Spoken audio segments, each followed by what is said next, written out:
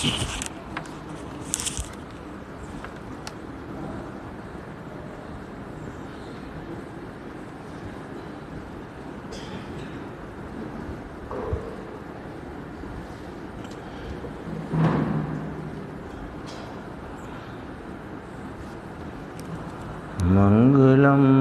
भगवान वीरो मंगलम गौतमो गणी मंगलम कुंद कुंदायो जैन धर्मोस्तु मंगलम सर्वमंगल मांगल्यम सर्वकल्याणकारकम प्रधानम सर्वधर्माणां जैनम जयतु शासनम। नमः समय साराय स्वानुभूत्या चकासते चित्स्वभावाय भावाय सर्वभावांतरच्छिदे।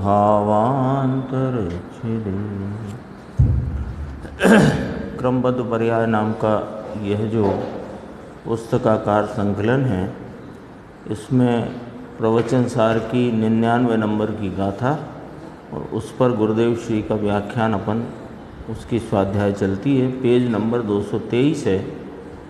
कल चर्चा आई थी कि आत्मा अपने ज्ञान परिणाम को भी नहीं करता, होते हुए ज्ञान को वह परिणमता है, उस ज्ञान भाव से परिणमित होता है। मैं ज्ञान करूं ऐसा हो ऐसा भी नहीं है। तब ये चर्चा आई थी कि इंदौर में यहाँ का विरोध करने के लिए 50 पंडित इकट्ठे हुए और उन्होंने ऐसा कहा, यानी ऐसा प्रस्ताव पारित किया कि जो कोई ऐसा मानता है कि पर का नहीं कर सकते वो दिगंबर नहीं। कहते हैं अरे प्रभु प्रभु प्रभु। अब देखो इसी बात को सिद्धांत क्या कहते हैं वो गुरुदेव फरमाते हैं। यहाँ तो कहते हैं कि पर का तो नहीं करता परंतु अपनी पर्याय को भी नहीं करता, होती है उसे करे, ये बात कहाँ है? जानने का परिणाम भी होता है उसे करे, ये बात कहाँ है? समझ में आया? परंतु ये था नहीं, इसलिए फिर क्या करे कि वो पहले इस प्रकार का जानना नहीं था, तो नहीं था और जब उस प्रकार का जानना हुआ तो हुआ उसे करे क्या? जो है ना, देखो यह था नहीं इसलिए फिर क्या करे? स्थानकवासी श्वेतांबर में तो ये बात ही नहीं है, उनमें तो सब जैन पने से विरुद्ध बातें हैं। ये दिगंबर लोग इकट्ठे हुए पंडित, ऊपर आई थी ना बात, तो वो ये कहें कि यदि पर का कर्तापना नहीं मानोगे तो तुम दिगंबर नहीं।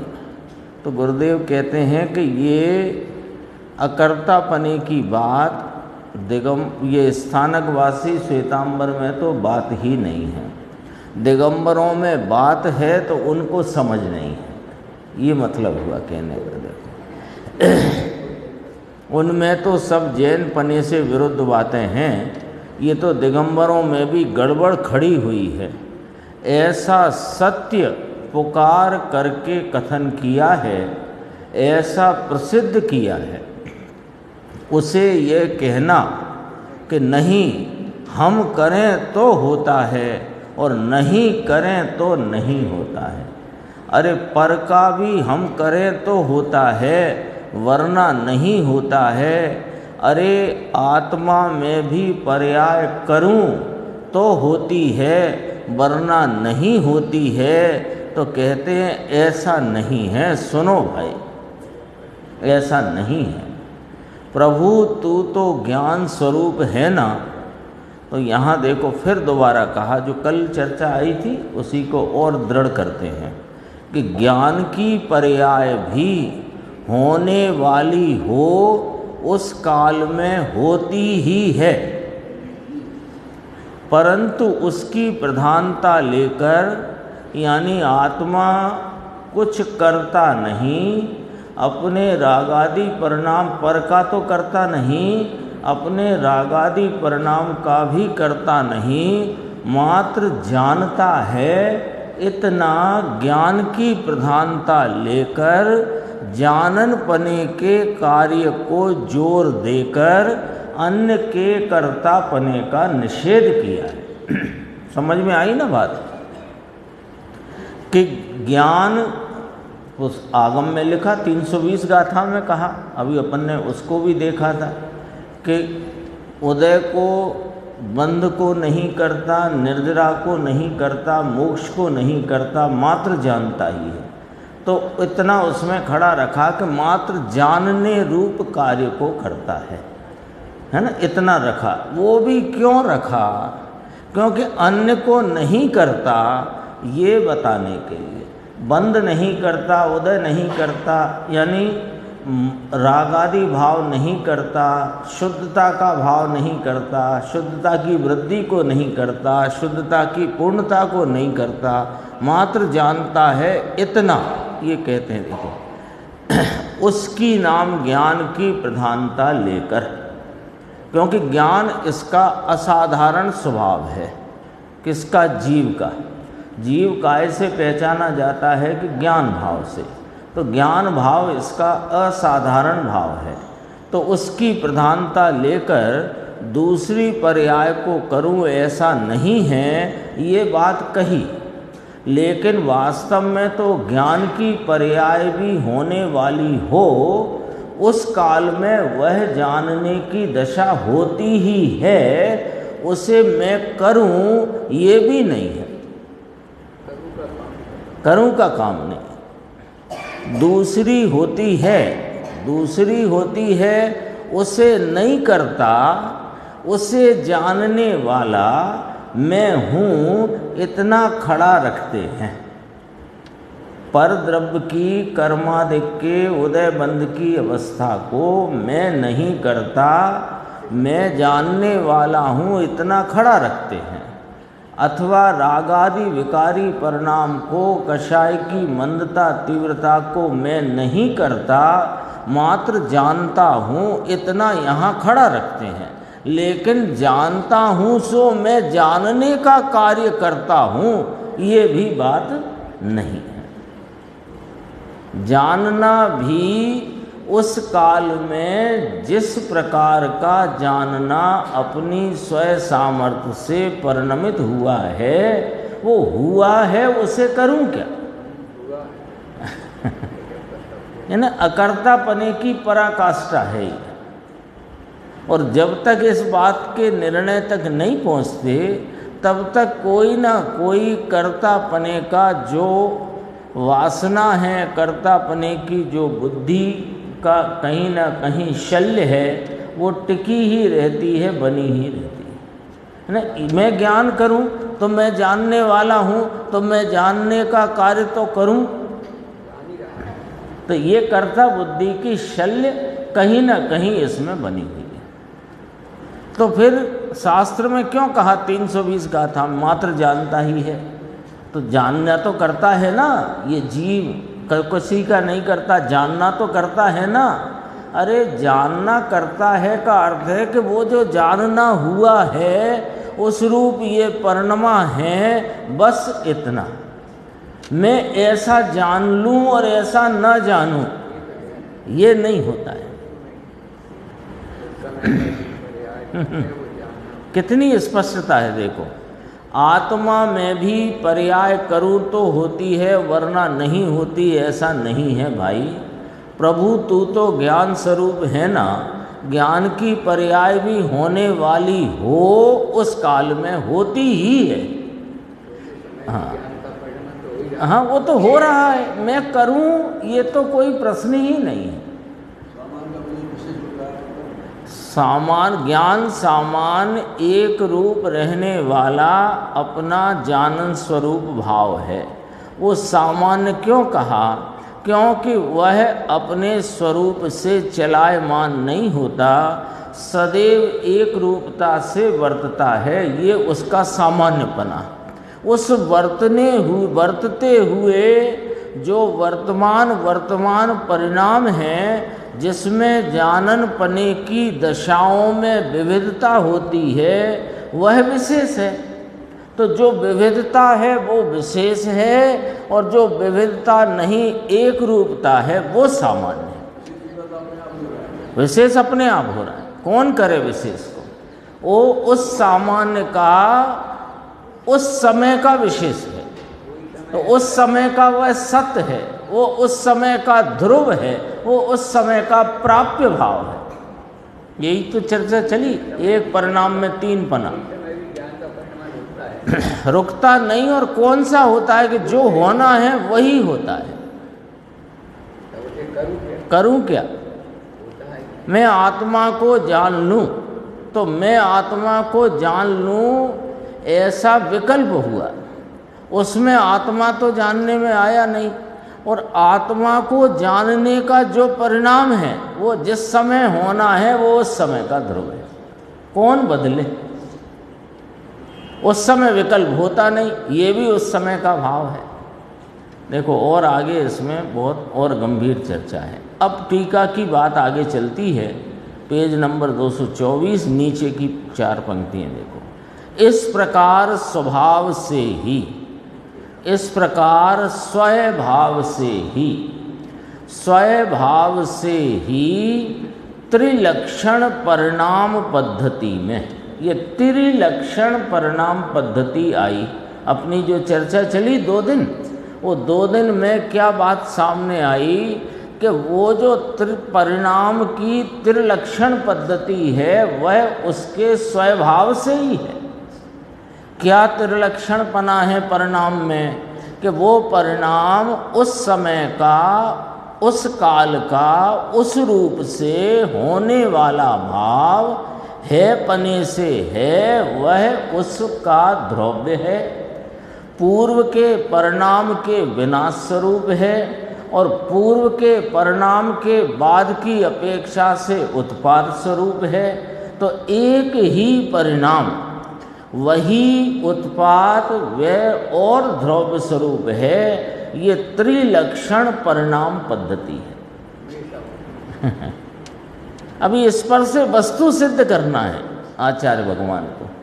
अभी तो एक समय के परिणाम में त्रिलक्षण घटित किए, तो इसमें वस्तु सिद्ध करेंगे। परिणाम पर से वस्तु की सिद्धि यहाँ आएगी। देखो भी, त्रिलक्षण परिणाम पद्धति, ये तो 3 लक्षण की बात चली रही है। एक, जैसे इसको भी दृष्टांत देकर कहा, जैसे विस्तार क्रम में छोटे से छोटा अंश जो कि प्रदेश है, उस प्रदेश को लक्ष्य में लो तो वह उत्पाद रूप है। पूर्व प्रदेश की अपेक्षा वह प्रदेश व्यय रूप है, और वह प्रदेश है इस अपेक्षा से द्रव्य स्वरूप है। तो द्रव्य, व्यय, उत्पाद, ये 3 लक्षण विस्तार क्रम में कहे। इसी प्रकार प्रवाह क्रम में भी, क्योंकि वस्तु के 2 स्वरूप, विस्तार क्रम और प्रवाह क्रम, अक्रमवर्ती, क्रमवर्ती, ऐसे ही तो सब चर्चा है पूरे वस्तु की। तो वो आयत प्रवाह है, आयत सामान्य कहो या आयत प्रवाह है। तो प्रवाह क्रम का छोटे से छोटा अंश जो कि पर्याय है, वो पर्याय उस समय का अपना सतरूप भाव है। तो वो परिणाम द्रव्य स्वरूप है। पूर्व परिणाम का यहाँ विनाश होने से पूर्व परिणाम की अपेक्षा व्यय रूप है, और पूर्व परिणाम के बाद की अपेक्षा से वही परिणाम उत्पाद रूप है।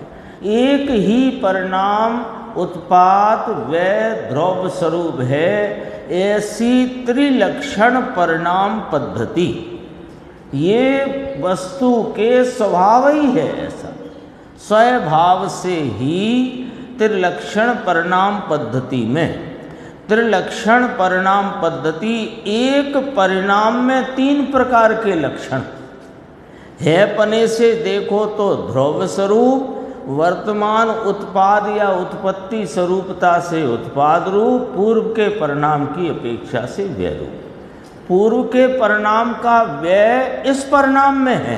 पूर्व के परिणाम तो उत्पाद रूप था, है ना। तो एक परिणाम में 3 प्रकार का लक्षण है। उत्पाद व्यय और ध्रुव, ये कोई कहानी नहीं है प्रभु।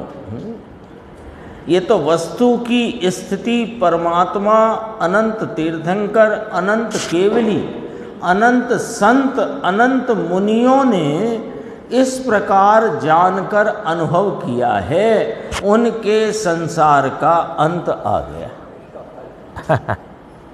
वह अंत का समय था, परंतु जब आत्मा का ज्ञान और आनंद प्रकट हुआ, उसे अल्प समय में संसार का अंत आ जाता है। फिर उसका संसार ज़्यादा शेष नहीं को हम ऐसा भी कहें कि अब उसका संसार शेष ही नहीं है। हाँ, खत्म है। तो वो सर्वार्थ सिद्धि में नकुल सहदेव है, उनका संसार कितना के है ही नहीं। तो अभी तो 33 सागर हैं, 33 सागर चुल्लू भर भी नहीं। अनंत काल संसार के आगे, अनंत परावर्तनों के आगे वो कुछ भी नहीं है। अनंत विभाग।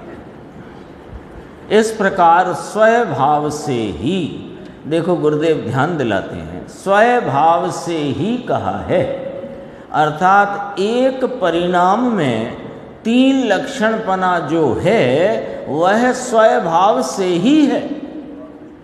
त्रिलक्षण परिणाम कहा ना, त्रिलक्षण वाली परिणाम पद्धति, परिणामों की परंपरा पद्धति, अर्थात परिणामों की परंपरा। अब जरा यहाँ से वस्तु को सिद्ध करते हैं कि स्वभाव से ही त्रिलक्षण परिणामों की परंपरा है ना, पद्धति यानी परंपरा।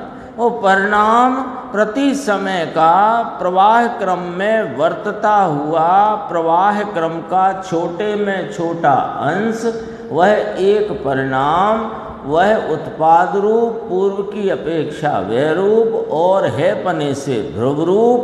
अब अगले समय में क्या कि पूर्व के परिणाम की अपेक्षा व्यय रूप, उस समय की अपेक्षा उत्पाद रूप और उस समय है रूपता से ध्रुव। ऐसी जो त्रिलक्षण परंपरा, प्रवाह क्रम की परंपरा, कैसी? 3 लक्षण वाली।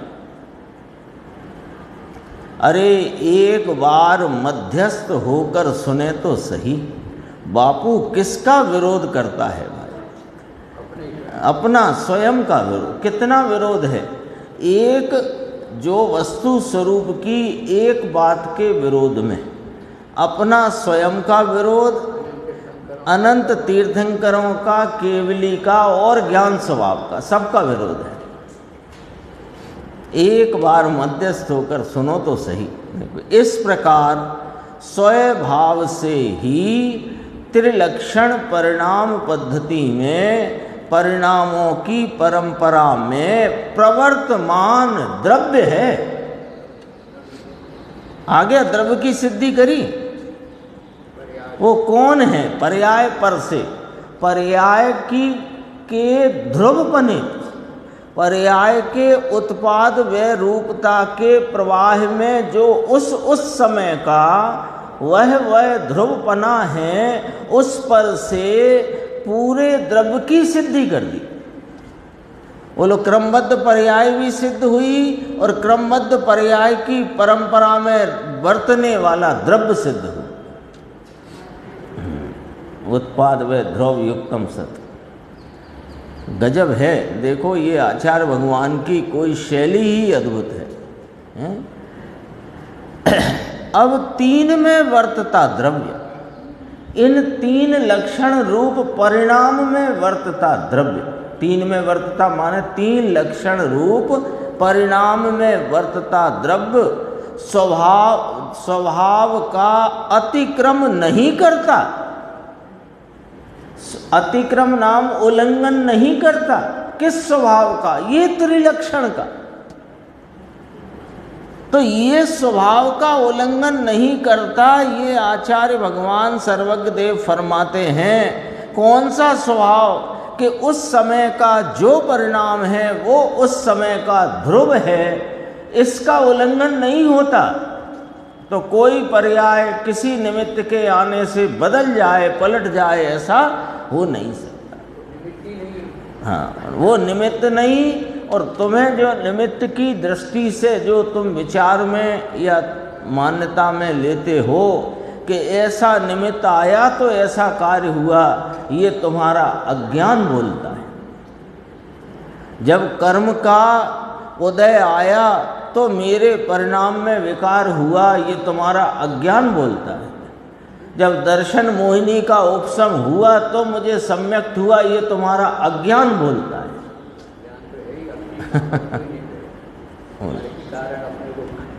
पराधीन हुआ बैठा है, पराधीन हुआ बैठा। स्वाधीन तत्व, त्रिकाल स्वाधीन तत्व पराधीन हुआ बैठा है।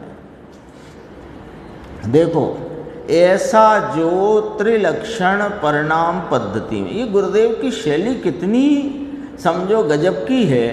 वो एक पंक्ति को पढ़ते हैं, जितना भी उसका भाव खुलासा करते हैं, फिर पहले जो पढ़ चुके हैं उस पंक्ति में आगे का वाक्य जोड़ते हैं, फिर उसको खुलासा करते हैं, फिर उसमें और आगे बढ़ते हुए आगे का वाक्य जोड़ते हैं, पहले का वाक्य भी साथ में रखते हैं। ऐसा नहीं है कि देखो अभी अपन ये यदि अपन ही देखें तो ये इस प्रकार स्वभाव से ही त्रिलक्षण परिणाम अपन 5 बार पढ़ चुके अभी तक।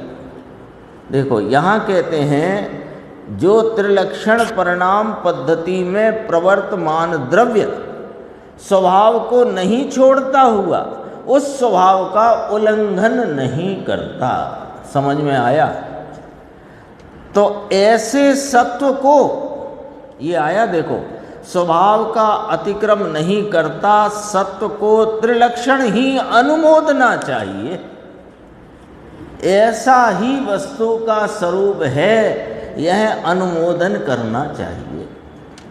सत्व का जो सत्व शब्द आया उसका अर्थ यहाँ द्रव्य लेना, तो इसको ऐसे पढ़ सकते हैं, स्वभाव से ही त्रिलक्षण परिणाम पद्धति में परिणामों की परंपरा में प्रवर्तमान द्रव्य स्वभाव का अतिक्रम नहीं करता।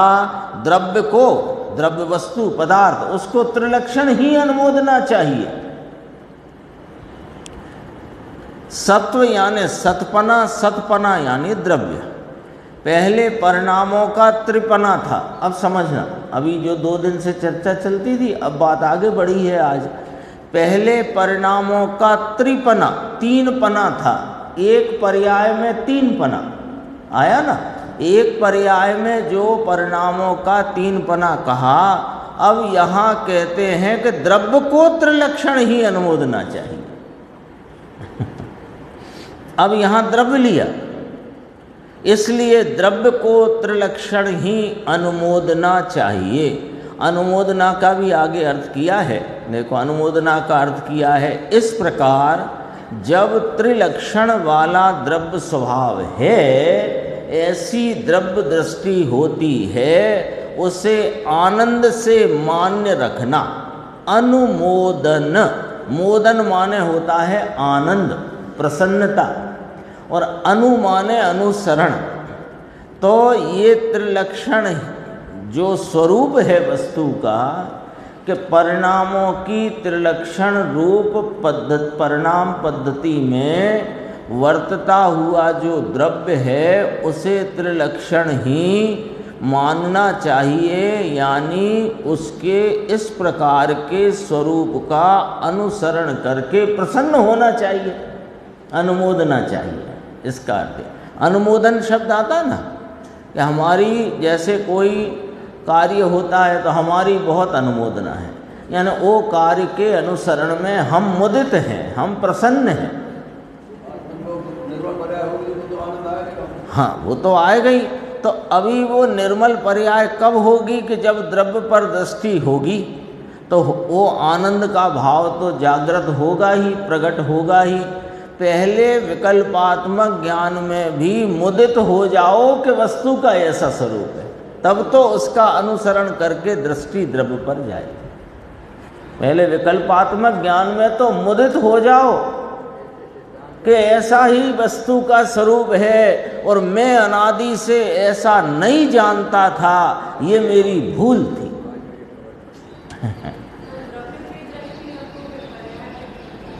पर्याय ही तो दृष्टि है, जो दृष्टि करने वाला भाव है वही तो पर्याय है। उस पर्याय ने पर्याय में होती हलचल को नहीं देखा, और उसने तो द्रव्य स्वभाव जो तीन लक्षण स्वरूपता से अभेद अखंड है उसको दृष्टि में लिया, तो वहाँ पर्याय तो है ना।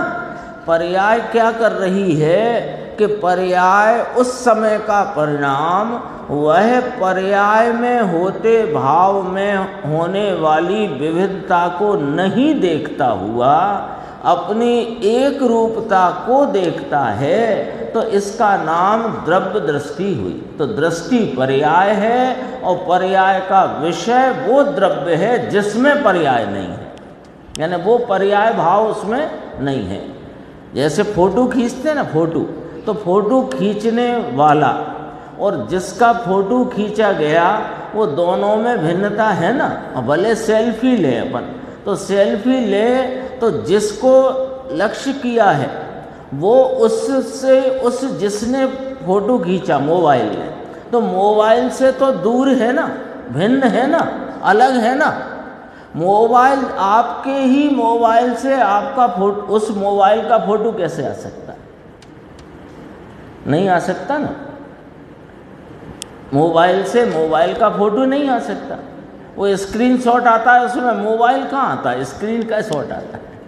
तो मोबाइल और उसका जो फोटो खींचा गया जिसका भी, वो अलग अलग है कि नहीं? ऐसे पर्याय जो दृष्टि रूप अपने स्वभाव को लक्ष्यगत करती प्रवर्तित हुई, वो पर्याय से द्रव्य भिन्न है कि नहीं? तो पर्याय है कि नहीं? कि पर्याय है ना, वो दृष्टि करती हुई है और पर्याय का विषय है वो पर्याय से रहित द्रव्य स्वरूप है। ऐसा है। देखो, उसे आनंद से मान्य रखना, अतीन्द्रिय आनंद के वेदन से उसे मान्य रखना। क्यों? कि वो जो पहले विकल्पात्मक ज्ञान में मुदित हुआ कि मेरा तो ऐसा स्वरूप है, वो उस स्वरूप को लक्ष्यगत किया, जिस पर्याय ने, वो पर्याय ने लक्ष्यगत किया, तो पर्याय में आनंद आया। तो अनुमोदना पर्याय में हुई, वस्तु में कहाँ हुई? तो पर्याय में हुई। हाँ, अब अगला प्रवचन है इसी विषय का। देखो 99 गाथा का 3 पंक्ति की बात पढ़ते हैं अपन। देखो, श्रोता ने कहा ये 99 का धक्का है। 99 गाथा है ना, धक्का माने 99 के बाद 100, सैकड़ा पूरा, तो धक्का कहा उसको। अपन देखते नीचे, देखो इस प्रकार स्वभाव से क्या कहते हैं। अब देखना, ये 6 द्रव्यों की बात है।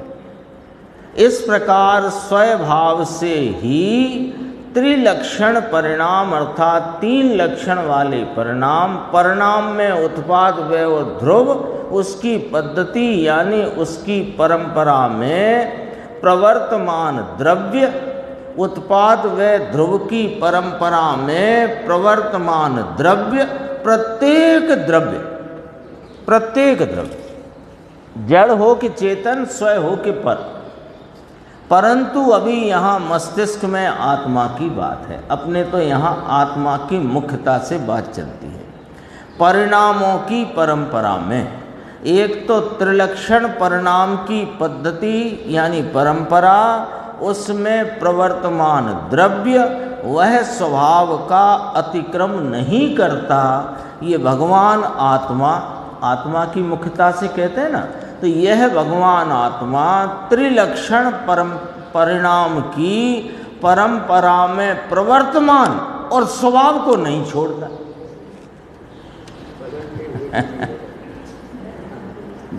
बदलते हुए कायम रहता है, कायम रहकर बदलता है, और वो परिणाम भी उस समय का ध्रुव है। ये इस गाथा की विशेषता है। इस गाथा में जो व्याख्या आई वो इस गाथा की विशेषता है। क्या विशेषता है?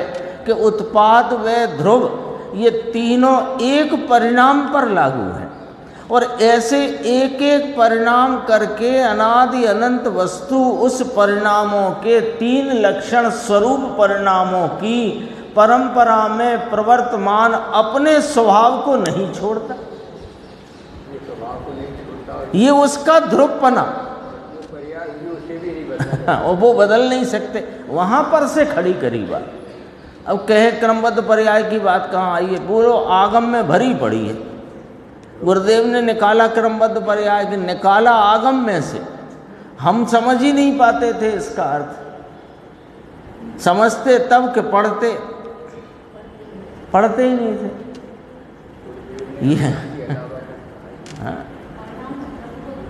परिणाम से द्रव्य को, और परिणाम भी कैसा, उस समय का प्राप्य विकार निवृत्त, अर्थात द्रव्य व्यय उत्पाद स्वरूप।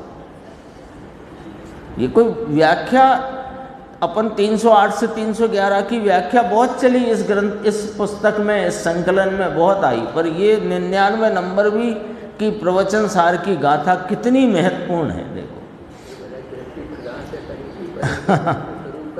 हाँ, स्वरूप ही ऐसा है, स्वरूप ही ऐसा है। सामान्य ग्रंथों में ये द्रव्यानुयोग के ग्रंथ है ना, समय सार प्रवचन सार, तो प्रवचन सार में ज्ञान प्रधान शैली से वस्तु के स्वरूप की स्थिति को बताया, समय सार में दृष्टि प्रधान शैली की मुख्यता से वस्तु का स्वरूप बताया। अन्य आगम में भी अध्यात्म के अतिरिक्त भी ये क्रमबद्ध पर्याय की चर्चा स्थान स्थान पर है। अरे पूरा प्रथमानुयोग क्रमबद्ध पर्याय की घोषणा करता है, वो नहीं करता है। वहाँ पर सर्वज्ञ की साक्षी से बात करते हैं, बात तो वस्तु स्वरूप की ही करते हैं। 12 वर्ष बाद वो द्वारका जलेगी आदि इत्यादि बहुत घटनाएं हैं। हाँ, अभी रावण का जीव तीर्थंकर होगा, श्रेणिक का जीव प्रथम तीर्थंकर होगा। ये क्रमबद्धता नहीं है तो क्या है, स्वरूप है। अब वस्तु के स्वरूप को तुम्हें समझ में नहीं आता। एक दिन आई थी चर्चा, जो प्रश्नोत्तर रूप इंटरव्यू था गुरुदेव का, उसमें आई थी कि साहब आप सर्वज्ञ की सहायता से क्यों समझाते हो, कि इससे सरल पड़ जाता है। अब कोई बहुत बुद्धि लगाकर ये त्रिलक्षण परिणाम और उसमें प्रवर्तमान द्रव्य और परिणामों की परंपरा इतना कोई नहीं लगाना चाहता, तो सामान्य कहते हैं भाई जो जो देखी वीतराग ने सो सो होशी वीरा रही। वास्तव में वो बात ऐसी है कि जो जो होशी पदार्थों में सो सो देखी वीरा रे। परिणाम ध्रुव है। क्यों ध्रुव है? उस समय का ध्रुव है वो। उस कितने शब्द आचार्य भगवान ने प्रयुक्त किए, स्वय काल में स्वय स्वरूप से उत्पन्न होता है। स्वय काल में स्वय रूप से उत्पन्न होता है। तो स्वय काल आया माने उसी काल में, और स्वरूप माने उसी रूप से जो भाव होना है वही वो उसका स्वरूप है। परिणाम का स्वरूप क्या? परिणाम का तो स्वरूप यही है ना, जो परिणाम किसे कहा? व्यक्तता के भाव को परिणाम कहते हैं। उस समय में, किस समय में? कि अपने स्वय काल में। किस रूप में? कि उस व्यक्तता के रूप में। तो जिस व्यक्तता के रूप में वह अपने काल में प्रकटता है, तो ये वो उस समय का ध्रुव हुआ, और ध्रुव है तो क्रमबद्ध हुआ। वो परिणाम आया कहाँ से? क्रमवर्ती है ना, और ध्रुव है। तो अब इसको कहें अपन क्रमवर्ती ध्रुव। तो क्रमवर्ती ध्रुव को और सरल शब्द करो तो क्रमबद्ध। प्रवाह क्रम में क्रमवर्ती ध्रुव, इसको ऐसे कहो। तो क्या इसको शॉर्ट करना हो तो क्या करें? क्रमबद्ध। देखो कहाँ थी अपनी बात। आत्मा, यह भगवान आत्मा त्रिलक्षण परिणाम की परंपरा में प्रवर्तमान और स्वभाव को नहीं छोड़ता। ये देखो क्या गजब की बात है। उस त्रिलक्षण परिणाम की परंपरा में प्रवर्तमान है और स्वभाव को नहीं छोड़ता, ऐसे सत्व को सत्व अर्थात द्रव्य, द्रव्य नाम वस्तु को त्रिलक्षण ही अनुमोदना चाहिए। अनुमोदना ऐसा त्रिलक्षण उत्पाद व ध्रुव, एक एक परिणाम उत्पाद व ध्रुव, वो एक एक परिणाम उत्पाद व ध्रुव में प्रवर्तमान द्रव्य है। कौन प्रवर्तता है उसमें? द्रव्य। तो उसमें प्रवर्तमान द्रव्य है और ये उस द्रव्य का स्वभाव है। स्वभाव में प्रवर्तमान द्रव्य को त्रिलक्षण ही अनुमोदना चाहिए। इन तीन लक्षण में प्रवर्तमान कौन है कि द्रव्य है। एक एक समय का प्रवाह क्रम में वर्तता हुआ वर्तमान अंश रूप जो परिणाम है उसमें कौन प्रकटता है, कौन वर्तता है, कौन प्रवर्तमान है कि द्रव्य। तो उस द्रव्य पर जहाँ दृष्टि जाती है वहाँ उसे अनुमोदन होता है, स्वीकार होता है, अनुसरण कर मोदन होता है, आनंद होता है। मोद कहते हैं, प्रमोद आता है, मुदित होता है। मोदन शब्द का अर्थ किया। भाषा तो देखो, अनुमोदना चाहिए, ऐसा आचार्य भगवान ने कहा। अगला पेज आया, अपना नंबर भी बता देते हैं, 227। क्रमशर होने वाली त्रिलक्षण परिणाम पद्धति में वर्तता द्रव्य है। लोग कहते हैं कि ऐसा होता है तो उसमें पुरुषार्थ कहाँ रहा। परंतु प्रभु सुन तो सही भाई, इन तीन त्रिलक्षणों में प्रवर्तमान द्रव्य है, ऐसा जहाँ निर्णय करने जाता है वही पुरुषार्थ है और उसमें अतीन्द्रिय आनंद आता है। हो गया पुरुषार्थ।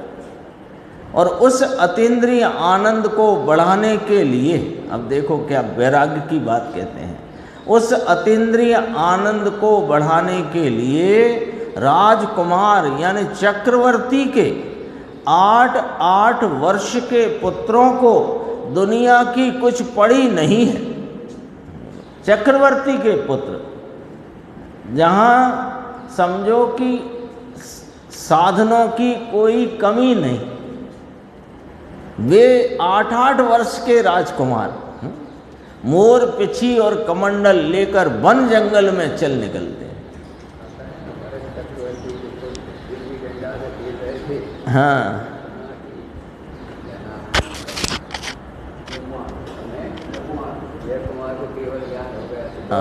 दौड़े दौड़े चले गए और वो जो नौकर था उससे कह गए, घर जाके कह देना हम तो मुनि हो गए।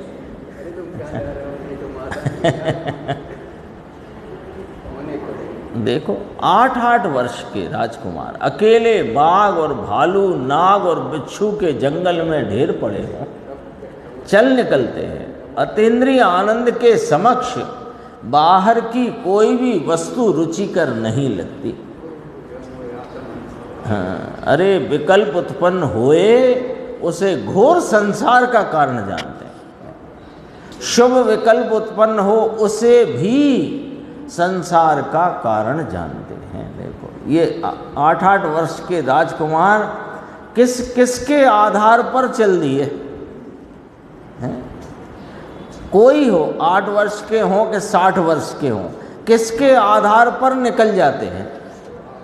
एक अपने स्वभाव के आनंद के आगे कुछ रुचिकर लगता नहीं तो उस आनंद की बढ़वारी के लिए निकल पड़ते हैं। भय नहीं होता कि वहाँ जंगल में बाघ होगा कि सर्प होगा कि बिच्छू होगा, कि आहार की व्यवस्था कैसे होगी, कौन आएगा वहाँ चौका लेकर। चौका की ज़रूरत है तो घर में रहो, घर में बहुत अच्छा चौका होता है। और आनंद की ज़रूरत है तो आनंद की ज़रूरत तो उसे होती है जिसे आनंद का स्वाद आया हो। तो गजब है। ये एक भजन है, गुरुदेव ने याद किया उसे, बहुत प्रसिद्ध भजन है। वे गुण गणी न प्रवीणा अवधू क्या मांगूं गुणहीना, है ना। वे गुण गणी न प्रवीणा, वे गुण गिने नहीं जा सकते प्रवीणों के द्वारा भी। ऐसे अनंत गुण साम्राज्य मेरा जो है, तो वे है ना, उन अनंत गुणों का स्वाद आता है। एक आनंद का स्वाद नहीं, अनंत गुणों का स्वाद है। जिसके समक्ष इंद्र का इंद्रासन, इंद्राणियाँ, उनकी अनुकूलता का भोग भी सड़े हुए स्वान जैसा लगता है, कुत्ते जैसा। नीचे देखते हैं, कोई यह कहता है कि तुम ऐसे क्रमबद्ध का निश्चय करोगे, मानोगे तो उसमें पुरुषार्थ कहाँ रहा। फिर वही प्रश्न उठाया कि प्रभु तू ऐसा रहने दे भाई, ये क्रमबद्ध के परिणाम के काल में होते हैं, व्यय होते हैं और ध्रुव रहता है, उसमें वर्तता द्रव्य है। उसका निर्णय करने को तो ज्ञायक पर दृष्टि जाती है ना। तुम कहते हो कि सब परिणाम अपनी क्रमबद्धता से अपने स्वयं अवसर में, स्वयं काल में, अपने जन्म क्षण में उत्पन्न होते हैं। अब हमें करना क्या रहा? तो यही तो कह रहे हैं कि तुम्हें करना कुछ ना रहा, तो तुम करने के ऊपर दृष्टि धर के क्यों बैठे हो? यदि करना कुछ न रहा तो फिर जो अकर्ता स्वरूप है उस पर दृष्टि जानी चाहिए, और अकर्ता स्वरूप पर दृष्टि जाती है तो ही क्रमबद्ध पर्याय का यानी वस्तु के स्वरूप का यथार्थ निर्णय होता है, तभी सर्वज्ञ का निर्णय होता है, तभी सर्वज्ञ के ज्ञान का निर्णय होता है। किसके आधार पर? अपने ज्ञान स्वभाव के आधार। ये बात तो इस पूरी पुस्तक में गूंज रही है, ये बात पूरी पुस्तक में गूंज रही है कि क्रमबद्ध पर्याय का निर्णय पर्याय में बैठकर नहीं, पर्याय को देखकर नहीं, पर्याय को देखना छोड़कर अपने द्रव्य स्वभाव को देखे तो होता है। पूरे में गूंजी है ना बात। आज अपने 2 महीने से ऊपर हो गए इसको चलते हुए, है ना। अपने वार्षिक उत्सव से ही चल रहा है, वैसे तो शुरू तो वहीं से हो गया था कार्य।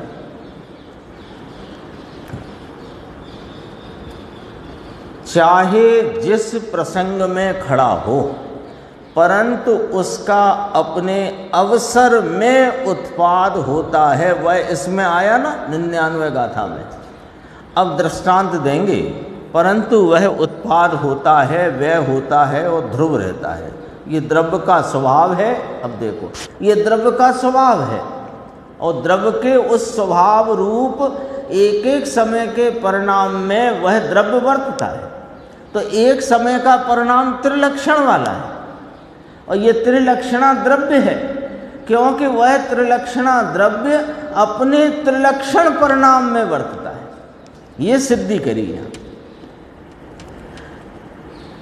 पर्याय में द्रव्य वर्तता है ऐसा नहीं, द्रव्य त्रिस्वभाव में वर्तता है ऐसा यहाँ गुरुदेव ने फरमाया। पर्याय में वर्तता है ये कहा ना। तो पर्याय कौन है? कि पर्याय वो प्रवाह क्रम का वर्तमान अंश है। अब उसको पर्याय शब्द छोड़ दो तो प्रत्येक वर्तमान में वह अपने उत्पाद व ध्रुव रूप 3 लक्षण में वर्तता है। ये उसका स्वभाव है।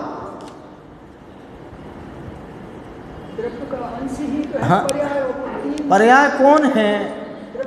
कि इसी में आई ना 99 नंबर की टीका में, और प्रवाह क्रम का छोटे में छोटा अंश, तो वह वर्तमान।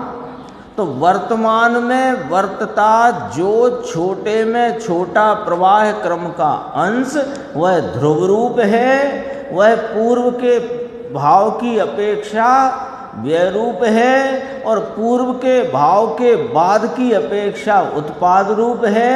वह जो वर्तमान वर्तमान वर्तमान वर्तमान उस वर्तमान में वर्तता जो है वो द्रव्य है, ऐसा उसका स्वभाव है। सिद्धि है ये तो वस्तु के स्वरूप की।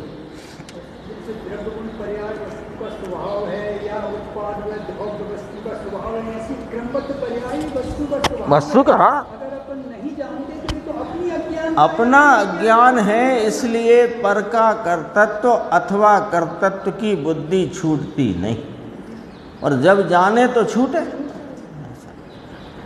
द्रव्य त्रिस्वभाव में वर्तता है। देखो ये बात गुरुदेव ने कही तो कितनी दम है इस बात में। पर्याय में द्रव्य वर्तता है ऐसा नहीं, द्रव्य त्रिस्वभाव में वर्तता है। लो पर्याय में नहीं वर्तता। पर्याय हम तो पहले ही कहते हैं, आप तो पर्याय उड़ाने ही बैठे हो, आप तो बार बार पर्याय उड़ा देते हो। अरे पर्याय कहते किसे हैं पहले समझो तो सही। द्रव्य अनादि अनंत है, परिणमनशील है, अपनी परिणमनशीलता से अनादि अनंत बरतते हुए प्रवाह क्रम में रहा है। तो प्रवाह क्रम का छोटे में छोटा अंश कितना कि वो जो उसका वर्तमान भाव, अब पर्याय नाम ही नहीं लूँगा मैं, वो जो वर्तमान भाव है वो उस समय का ध्रुव है, वो पूर्व के भाव की अपेक्षा वैरूप है, पूर्व के भाव के बाद की अपेक्षा उत्पाद रूप है। ऐसे त्रिलक्षण अंश में वर्तता, त्रिलक्षण वर्तमान अंश में वर्तता हुआ जो प्रवर्तमान वस्तु तत्व है वो द्रव्य है। बोलो पर्याय से द्रव्य की सिद्धि।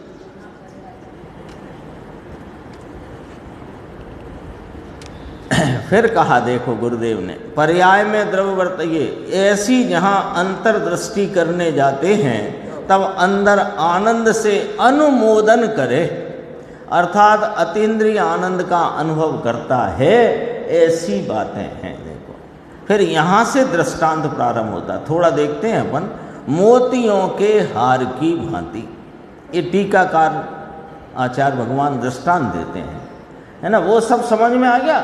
कोई कहे कि दृष्टांत पहले दे देते आप हमें, सिद्धांत बाद में जल्दी समझ आता, कि नहीं पहले सिद्धांत समझ लो तो तुम्हें दृष्टांत पढ़ते पढ़ते सिद्धांत यहाँ खड़ा हो जाएगा। सिद्धांत यदि समझा होगा तो उसमें जो कोई भी अपने समझ में कोई कोर कसर होगी तो वो दृष्टांत पढ़ते समझते वो दृष्टांत के साथ सिद्धांत खड़ा हो जाएगा। देखो मोतियों के हार की भांति, यहाँ तक तो कल आया था कि मोतियों के हार की भांति, ये मोतियों का हार है। जैसे कोई हार लो मोती का, तो जिसने अमुक लंबाई ग्रहण की है, ये हार इतना लंबा है, जैसे जिसने अमुक लंबाई ग्रहण की है, ऐसे लटकते हुए मोतियों के हार में ऐसा लटकता हुआ है, पड़ा हुआ नहीं, क्योंकि यहाँ प्रवर्तमान की बात कहना है। लटकता हुआ क्यों कहा? झूलते हुए हार की भांति।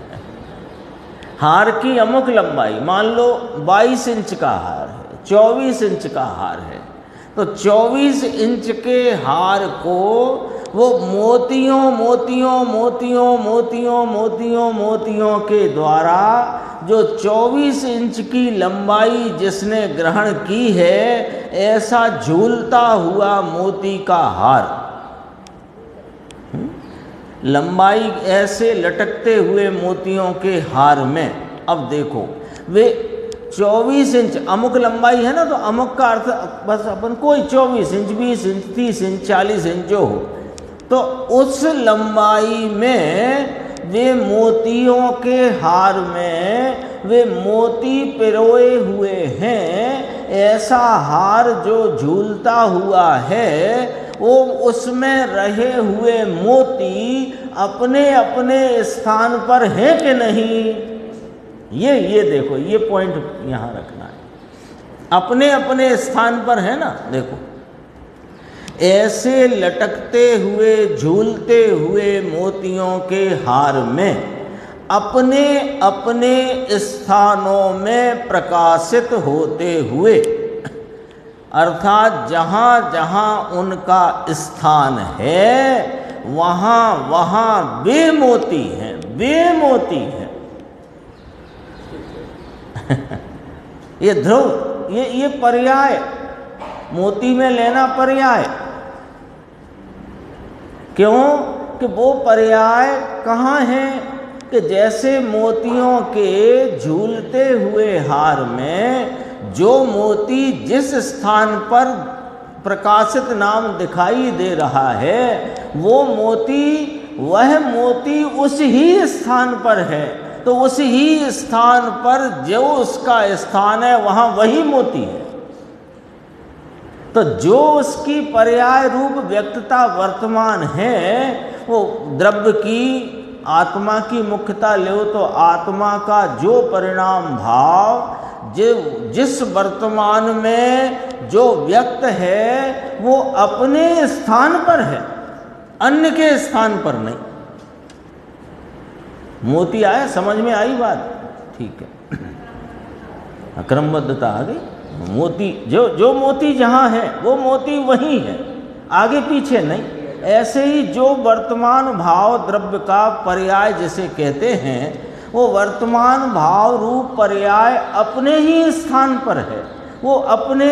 अब ये मोतियों में तो ऐसी लंबाई ली, अब अनादि अनंत वस्तु में लंबाई कैसे लेंगे? उसका प्रवर्तमान प्रवाह क्रम, तो उसके प्रवाह क्रम में जो पर्याय जिस स्थान पर प्रकाशित है, वह उसके स्थान पर वही पर्याय प्रकाशित है, अन्य नहीं, आगे पीछे नहीं।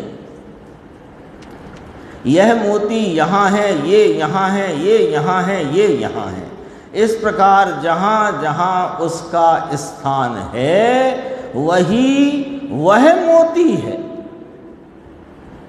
अपने अपने स्थानों में भाषा क्या है? देखो, उन मोतियों का स्वयं अपना अपना स्थान है। जहाँ जहाँ जो मोती है वह उनका अपना अपना स्थान है। तो कहा अपने अपने स्थानों में प्रकाशित होते हुए समस्त मोतियों में पीछे पीछे के स्थानों में पीछे पीछे के मोती प्रकट होते हैं। पीछे का नाम अगला है, यहाँ गुरुदेव ने ऐसा अपने अपने स्थानों में प्रकाशित, और पीछे पीछे के अर्थात यहाँ एक है, उसके पीछे, उसके बाद पीछे पीछे के स्थानों में पीछे पीछे के मोती प्रकट होते हैं। उसके बाद का मोती, उसके बाद का मोती, उसके बाद का मोती, उसके बाद का मोती। इसलिए और पहले पहले के मोती प्रकट नहीं होते हैं। तो वो अनादि अनंत आत्मा अथवा अन्य कोई द्रव्य, तो अपन आत्मा की बात मुख्यता है, तो आत्मा भी उसकी अमुक लंबाई क्या? अनादि अनंत, अनादि अनंत है ना।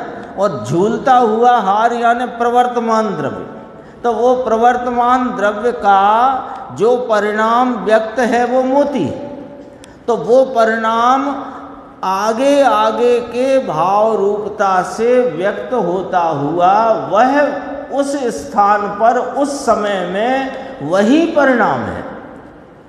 तो उस परिणाम में वो आगे आगे का जो प्रवाह है ना, तो आगे आगे आगे आगे का परिणाम व्यक्त होता है, पीछे का परिणाम प्रकट नहीं होता है।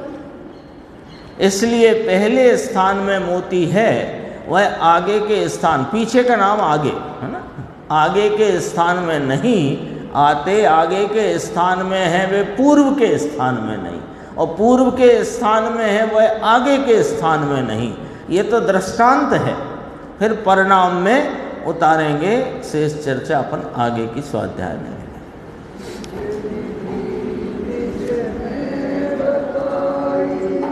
यह अनंत उपकार है उसके